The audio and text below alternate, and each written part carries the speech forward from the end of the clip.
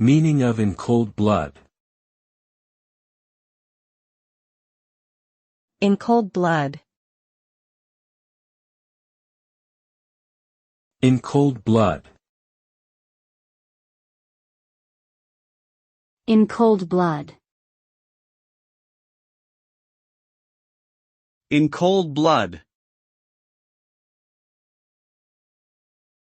In Cold Blood is a non-fiction novel written by Truman Capote, published in 1966.